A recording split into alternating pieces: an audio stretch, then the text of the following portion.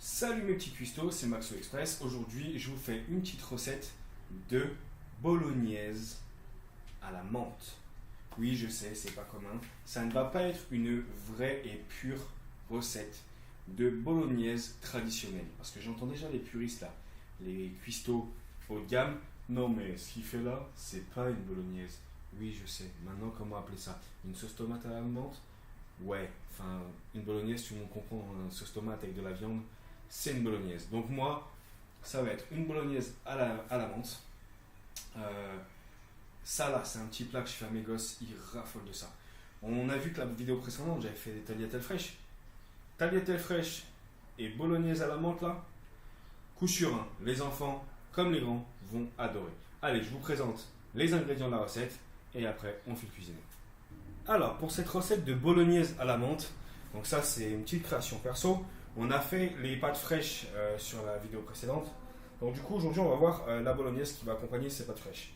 Du coup, vous allez avoir besoin de 500 g de viande hachée, 2 belles échalotes à votre convenance. Si vous n'aimez pas trop ça, vous pouvez en mettre moins. 2 gousses d'ail, 3 belles tomates. On va avoir besoin d'un petit bouquet garni thym, laurier. Une belle poignée de menthe fraîche, si vous avez.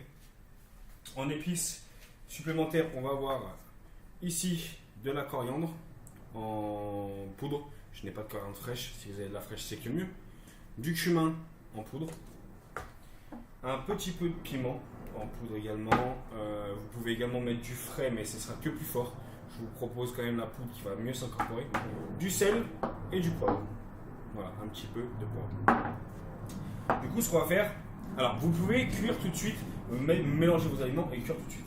Moi, ce que je vous conseille, et c'est ce que je vais faire, c'est de préparer la viande à part et de la laisser mariner avec ses épices pendant environ une petite heure avant de commencer à la faire cuire. Vous verrez que vous aurez une viande qui va avoir la saveur des épices tout de suite. Donc comment je vais faire ça? Ça va être très simple. C'est que dedans, on va y mettre la coriandre en poudre, comme je vous disais juste avant, qui s'incorporera mieux. La coriandre en poudre, le piment en poudre, le cumin en poudre, le sel, le poivre et la menthe. On va y mettre dedans, on va le mélanger. On va faire, pareil que pour les pâtes sur les vidéos précédentes, un pâton de viande, donc une boule de viande, une pâte de viande. Et du coup, on va la laisser après réserver au frais tranquillement. Donc vous avez vu, j'ai sectionné en deux sans aller jusqu'au bout, pour que ça tienne quand même. Et du coup, on va le tailler en très très fin pour que ça puisse bien se mélanger dedans. On va vraiment couper tout petit, on fait attention aux doigts. On va le couper en tout petit dedans. Et du coup, ça va venir se mettre dedans. On va s'en servir comme si c'était comme si un peu on mettait du persil ou de la ciboulette ou quelque chose comme ça dans un plat. Sauf que là, pour le coup, ça va être de la menthe fraîche. Donc moi, personnellement, c'est de la menthe du jardin que j'utilise. Donc c'est vraiment de la menthe prise à la source où je sais d'où elle vient, puisqu'elle vient de mon jardin. Et du coup, on va vraiment venir le hacher, mais très finement, comme si c'était du persil. Il faut vraiment le faire très très fin, histoire de ne pas avoir un gros morceau de menthe qui passe au milieu de votre préparation, qui serait fortement désagréable.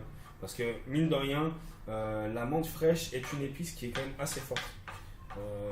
On ne dirait pas comme ça, elle sent, certes, on se dit ouais, en goût, pas tant que ça, mais au final, si. Au final, dans une préparation, la menthe fraîche est une épice qui est assez forte. Hop. Voilà, on a mis ça. Il y avait quoi? Il y avait peut-être,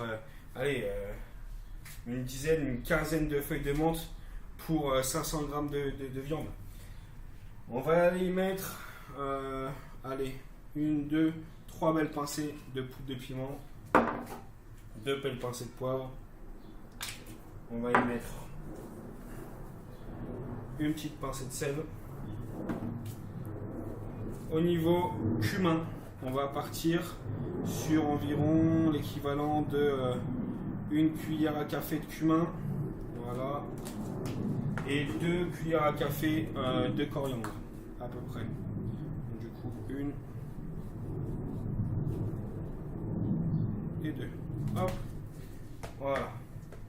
Une fois que vos épices sont mis dedans, on va venir malaxer avec les mains, préalablement laver, bien sûr. Et on va venir faire en sorte d'incorporer toutes les épices dans la viande. Donc on vient la chercher, on vient rabattre par-dessus gentiment. Alors moi c'est de la barquette, hein, mais si vous allez chez vous boucher, vous ne prenez pas la tête. En général, il y a toujours un papier avec. Hop, d'ailleurs, je n'ai pas enlevé le papier qu'il y avait dans la barquette, donc on va l'enlever avant d'être comme un niais. Vous gardez le papier que vous donne le boucher et vous en servez pour faire votre pâton dedans. Hop, allez, on retire le papier. Voilà. Et du coup, ça va être mieux puisque toutes mes épices sont passées dedans.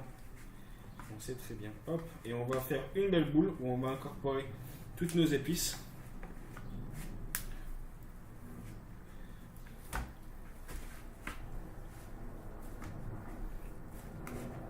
On y va franchement avec les doigts, hein. Faut bien que les épices pénètrent toute la viande et de partout. On n'hésite pas, on peut la relever, la tourner. Si on voit qu'il y a un endroit où il y a beaucoup d'épices, et ben on fait en sorte que ça passe au milieu de la farce et on rabat par-dessus. Ça va permettre de bien mélanger. Et qu'il y ait des épices de partout. Et du coup, cette viande, une fois qu'elle va être travaillée, on va la laisser au frais. Alors, on va la laisser au frais 20 minutes, 20-30 minutes. Et du coup, après, on va la sortir. Il va falloir la sortir à peu près environ 20 minutes avant cuisson. Parce qu'une viande, il va falloir qu'elle soit à température ambiante pour bien cuire. Tout le temps. Une viande température ambiante cuira toujours mieux qu'une viande qui a été laissée au froid, que vous sortez du froid, que vous allez saisir tout de suite. Et ben c'est une viande qui va se contracter, qui va devenir dure et qui ne va pas être bonne. Donc une viande, pour qu'elle soit bonne, il faut qu'elle soit à température ambiante. Hop. Donc là, on a bien mis partout. On sent déjà les arômes remonter. On va bien l'aplatir. Et du coup, on va la poser telle qu'elle, au frais, pendant 25-30 minutes. On se retrouve quand la marinade a fini pour la préparation en elle-même de la bolognaise. À là tout de suite. Ok, on est arrivé à nos 20 minutes de marinade de notre viande. On l'a laissée à température ambiante pendant 20-30 minutes pour qu'elle se détende. On en a profité, on a émincé nos échalotes ainsi que notre ail. On a débité nos tomates grossièrement. Hein. Et du coup, maintenant, on va passer à la cuisson. Donc, je vous laisse me suivre directement sur le piano de cuisson. Allez, c'est parti. Voilà, le petit cuisson. On se retrouve donc du coup sur mon piano de cuisson. Là, on voit que j'ai mis à chauffer une petite casserole ou une petite marmite, comme vous voulez, à fond. Je suis à un feu fort. J'ai mis un petit peu d'huile au fond. Et là, du coup, vous verrez, j'ai fait vraiment au plus simple. C'est une recette qui va être très simple. Du coup, mon oignon, enfin mon échalote, avec mon ail, on va venir le verser dedans. Si vous n'avez pas d'échalote, si vous avez que de l'ail, mettez de l'oignon, mettez de l'oignon, ça marchera aussi bien. Mais moi, je préfère l'échalote, c'est un meilleur goût, c'est un peu plus puissant. Mais l'oignon marchera tout aussi bien. Hop là, on met dedans. Et on va venir faire revenir avec l'huile. On va juste le colorer. Il ne faut pas qu'il brûle. On va juste le colorer. Il faut que les arômes se dégagent.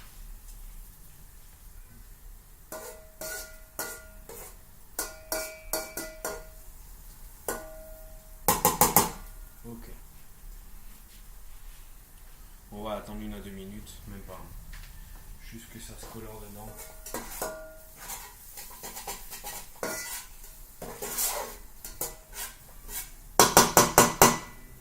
Une fois que ça a commencé à colorer, on va venir y mettre du coup notre viande.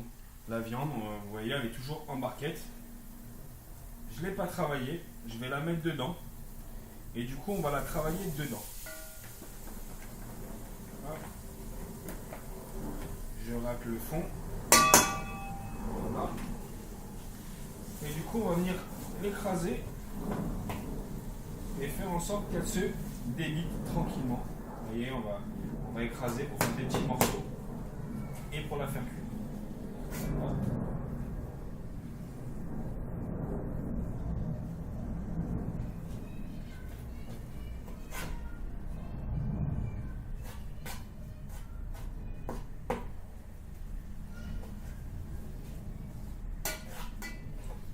Allez, je vais la débiter et puis on se retrouve quand elle est débitée.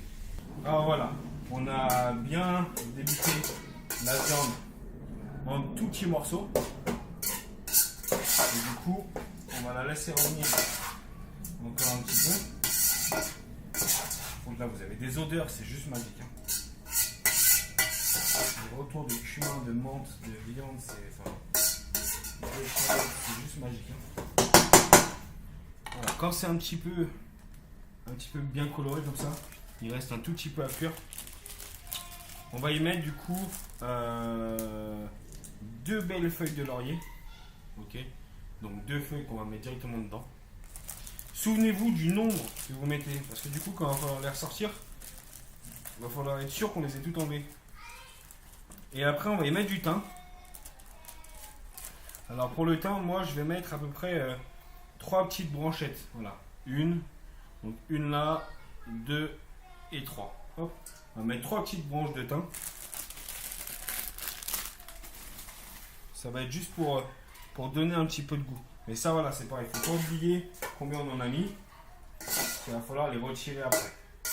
Donc on va remuer un petit peu, histoire que ça s'incorpore dedans. Et du coup, on va pas se prendre la tête, c'est qu'on va y mettre directement nos tomates comme ça. Voilà. On y met les tomates dedans, direct. Avec le jus de tomate qu'on arrive à récupérer. On va remuer un petit peu pour que les tomates soient bien dessous et un peu de partout, qu'il y ait de la viande de partout, de la tomate de partout, que les épices soient bien de partout. On va laisser prendre un petit peu. Et du coup, après, on aura juste à couvrir d'eau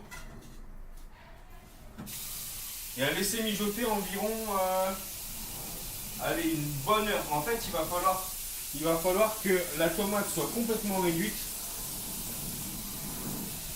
et que ça fasse une espèce de sauce pas épaisse, mais qui soit pas liquide non plus. Hop, du coup, on va mettre de l'eau, couvrir à hauteur. Voilà, on a couvert à hauteur. On va mélanger, histoire que toutes les épices soient bien au fond. On va venir chercher ce qu'il y a sur les bords, ce qui aurait pu monter. Voilà, pendant qu'on nettoyait. Et là, on va couvrir. Et on va laisser juste légèrement ouvert pour que ça puisse s'échapper. Et on va laisser cuire comme ça pendant environ 1 heure. Ok? Allez, on se retrouve dans 1 heure pour voir ce que ça donne. Voilà, donc on est rendu à 1 heure de cuisson. On voit que la tomate a réduit, que la sauce a commencé à épaissir. Et du coup, on va pouvoir y sortir les feuilles de laurier, le thym et les réserver pour servir avec des pâtes. On se retrouve pour le dressage. Et voilà, la sauce bolognaise est terminée. On l'a posée sur des pâtes. Plus qu'à déguster. Allez, bon appétit!